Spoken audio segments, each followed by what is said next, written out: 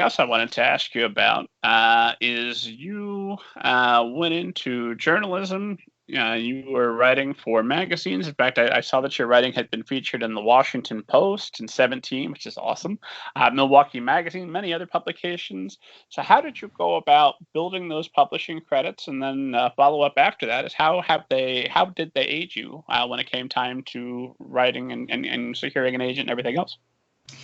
That's a good question. Yeah, so I studied journalism, but like I said, that was always in the back of my mind, just like what I was going to do temporarily.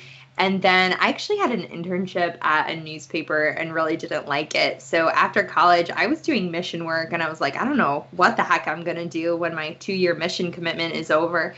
So when it ended, I ended up getting married and moving back to Wisconsin because my husband was in school at Marquette University, which is in Milwaukee.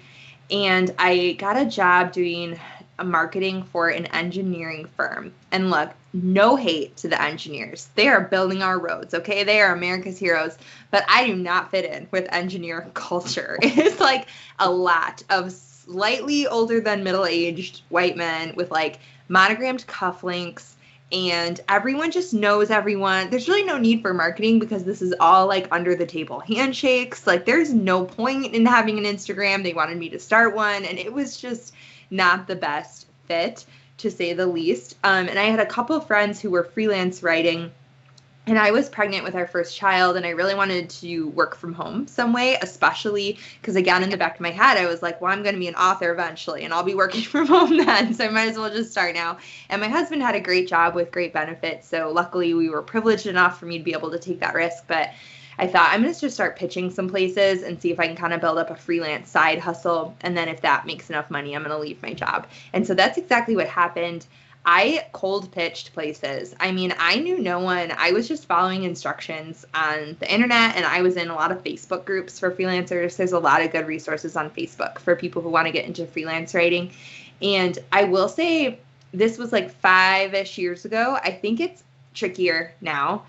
I think that a lot of the places that were paying a lot for writing are paying less now. And so it'd be a little trickier to make the leap if you were like completely dependent on yourself for your income. Like our family was in the position where like I didn't have to make any money. Like I wasn't putting food on the table. I was mostly in charge of like child rearing while my husband was doing that. But I do love to write and I wanted to build up a portfolio. And so I just did cold pitches. I mean, I think my Washington Post article was probably like the 5th one I had pitched them. It was not like an instant called them up and they let me write for them scenario. And so I was pitching all kinds of places, everywhere you could think of. Like, I think at one point I had a goal of doing 10 pitches a day to different media sources. And so that was really, really time intensive. And it was fun, but it was stressful at the same time because you're just getting these little one-off articles and then immediately you have to be pitching more. And it was a really fun, interesting time. And I'm glad I have those now. I think in terms of getting published, I'm not sure how much they helped. I would guess they helped a little. You'd probably have to ask Alex, my agent, because like I put them in the query letter, but I've never really asked him like how much did that matter. We've never talked about that, but I have to imagine it mattered a little in the sense that he just saw it and was like, okay, well, this girl like must kind of know how to write if she's been published in all these places. That'd be my guess. It's got to speak to your professionalism and your seriousness about writing, right? Yeah, I would think so. I'd have to ask him, but I'd hope so. I tell you what, Alex Slater did face the 7 questions at middlegradeninja.com. He's currently featured in the wonderful podcast, Making a Middle Grade. And Mr. Slater, if you're listening, you are welcome to come on anytime. I will ask you to your face, what does a credit in 17 mean when you're evaluating a query? I think that'd be a wonderful conversation. That would be a great question. Be a great question. Did you, in that work, were there skills that in writing those 10 pitches a day and that in forming that discipline, you were doing that with the baby, is that right? Yeah, I was doing that pregnant and then with a baby. Oh, God bless you. Yeah, I think it taught me really that just the idea of deadlines and you have to be disciplined in your writing. And I think I learned really early on the business side of writing, which is good. Like I can't get too in my creative head because I have a deadline that I have to get this in by.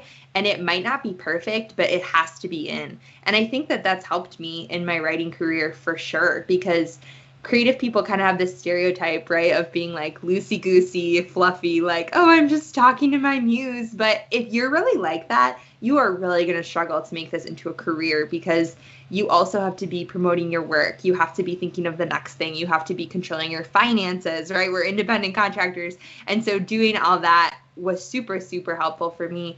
And I just think it helps with the idea of edits, because I got turned down, I mean, gosh, like 95% of the time. So when I get edits from my editor now, I'm like, this is not going to make me cry. Like, I've been way worse than what you're telling me right now. So you had a thick skin before had you started the query game at that point, or were you even writing middle grade?